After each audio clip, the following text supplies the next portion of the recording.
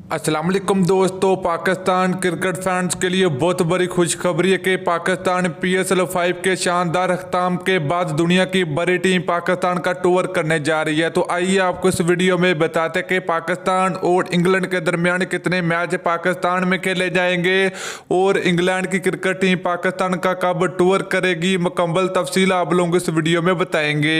तो दोस्तों, आप लोगों ने इंग्लैंड क्रिकेट टीम के लिए प्यारा सा कमेंट जरूर करना नीचे कमेंट सेक्शन में, क्योंकि इंग्लैंड क्रिकेट टीम पाकिस्तान आ रही है। तो दोस्तों आप लोगों ने जरूर करना। तो चलिए दोस्तों, अगर आप लोग चैनल पर फर्स्ट टाइम है तो बराए बेबानी बिल्कुल फ्री में चैनल को सब्सक्राइब करके साथ लगी बेल आइकन जरूर प्रेस कर देनी है। तो चलिए दोस्तों, बगैर की आपका कीमती वक्त ज़ाया किए आपको बताते चले कि पाकिस्तान और इंग्लैंड के दरमियान 2 T20 मैचों की सीरीज पाकिस्तान में खेली जाएगी।